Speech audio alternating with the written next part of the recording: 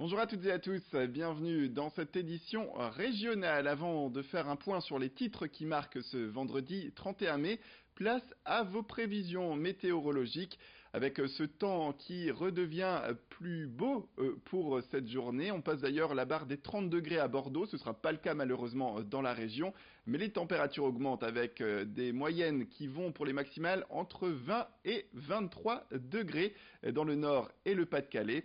Quelques nuages par endroits devraient pourtant persister, notamment sur les bords du littoral dans le nord et le Pas-de-Calais.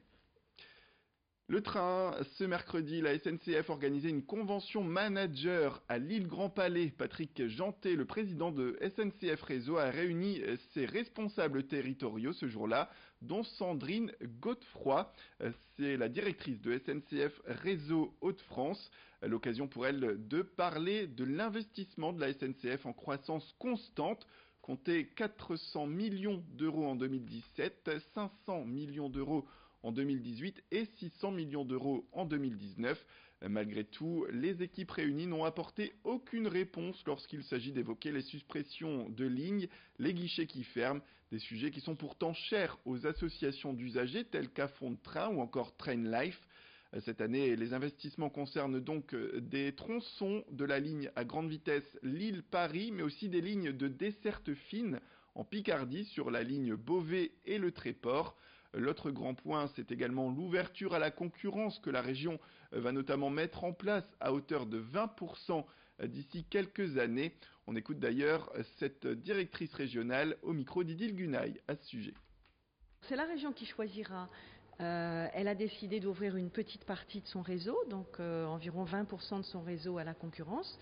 Donc elle décidera en fonction des réponses que les entreprises auront données à son appel d'offres, qui elle choisira et sur quelle section de ligne à l'intérieur d'un large choix sur l'ensemble des lignes régionales. Maintenant, pour l'usager, il prendra le train, il aura sa desserte. Il n'y verra pas beaucoup de différence, simplement que dans un cas il aura un logo qui est celui de la SNCF et dans un autre il aura un autre logo qui sera celui de l'entreprise ferroviaire qui se sera positionné et que la région aura choisi de retenir pour l'exploitation du réseau. Face à la culture avec Fine-Oreille, un dispositif d'atelier pratique vocale sur les Hauts-de-France pour les enfants de 8 à 12 ans. C'est un programme qui permet d'amener ces jeunes à l'art lyrique et de les faire venir à l'opéra. Initié par l'Opéra de Lille en 2015 avec le soutien du ministère de la Culture, ce projet permet de transmettre le goût de la pratique culturelle aux plus jeunes. Répartis sur 18 ateliers dans la région, plus de 250 enfants font partie de Fine-Oreille. Fine-Oreille qui s'est produit dans 10 concerts dans la région depuis mars. Et les chanteurs seront d'ailleurs ce 2 juin à l'occasion d'un Happy Day à l'Opéra de Lille. Le rendez-vous est donné de 11 h à 17 h en entrée libre, notez-le. On écoute Brigitte Rose, responsable pédagogique de Fine-Oreille. Elle était avec Alicia Sanfilippo. Nous allons faire le Happy Day Fine-Oreille le 2 juin à l'Opéra. Et ces enfants de Vauban se produiront pour la plupart dans 3 concerts. Leur concert d'atelier qui part des petites chansons d'enfance, leur concert de secteur avec d'autres ateliers de la Melle, le Mons-en-Barœul, l'Île Sud et Marc-en-Barœul. Sur le concert qui réunit tous les enfants Fine-Oreille sur la grande scène, où on aura aussi des instrumentistes de l'ECMD, nous aurons aussi des chanteurs de l'opéra, des chanteurs du chœur de l'opéra. Et quelques-uns du groupe là font partie d'un groupe qui s'appelle Fine-Oreille Studio, qui pour les enfants qui veulent en faire plus. Donc ces enfants-là devront entre 11 h et 17 h 30 participer à 5 concerts. Donc on les met déjà dans des conditions très professionnelles. La citoyenneté et le civisme récompensés. Ce mercredi a eu lieu la remise des prix de l'éducation citoyenne et du civisme donc à la préfecture du Nord. L'Association nationale des membres de l'Ordre national du mérite organise cette cérémonie depuis 2012. Cette cérémonie départementale qui distingue le bon comportement quotidien et la réalisation d'actions citoyennes au sein des établissements scolaires. Les enfants qui ont été récompensés se sont tous engagés dans un projet utile à la société. Et pour leur prochain, on écoute Marc Deras, président de l'association de l'Ordre national du mérite, au micro d'Alicia Sanfilippo. D'abord, c'est de montrer que l'école est ouverte sur le monde et sur la société, sur l'environnement, que nous travaillons avec des partenaires, que ces partenaires font avancer les missions de l'école. Dans les missions de l'école, il y a l'éducation à la citoyenneté, qui est un axe essentiel de la politique éducative que nous menons.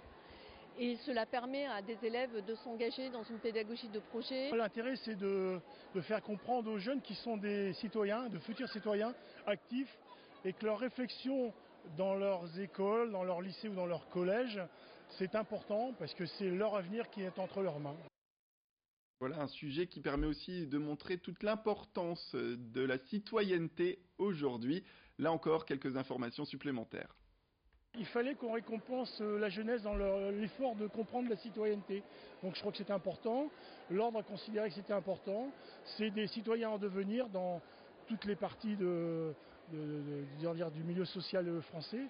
Donc ils réfléchissent aujourd'hui et pour leur avenir, c'est que mieux. Pour construire le citoyen, il ne faut pas simplement lui enseigner des valeurs, il faut faire vivre ces valeurs et c'est en les faisant vivre, en s'engageant, en fait, qu'il va pouvoir se les approprier.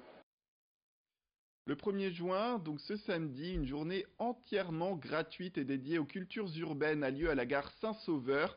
Au programme, toutes les disciplines du hip-hop, ça commence dès 14 h et jusqu'à minuit avec des concerts, des performances DJ, des battles, des ateliers dédiés à la danse, sans oublier le graffiti qui est propre à cette culture.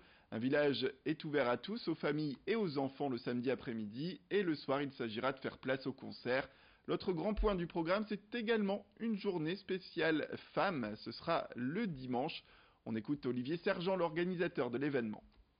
C'est vraiment le samedi que se déclinent toutes les disciplines sous forme d'une, ce qu'on appelle dans notre jargon, une block party, une grande block party. Donc ça réunit les différentes disciplines. On démarre à 14 h avec le Big Battle International de Graffiti, dont c'est la 10e édition. Et là, pour leurs 10 ans, ils font revenir tous les gagnants des autres éditions, et avec un jury international qui va juger ça. Et 2 invités aussi qui sont pas des moindres, c'est Yoshi et Netic, DJ Netic, qui est une pointure aussi dans le DJing. Qui vont animer cette journée. Il y aura aussi des open mic qui se passeront en parallèle. Ils ont des thèmes, on leur donne un thème à chaque fois parce qu'il y a plusieurs épreuves, et des couleurs imposées aussi. Okay. Ils doivent tous travailler avec les mêmes couleurs. Voilà, c'est la fin de cette édition. Merci à toutes et à tous de nous avoir suivis. Restez avec nous, l'information continue.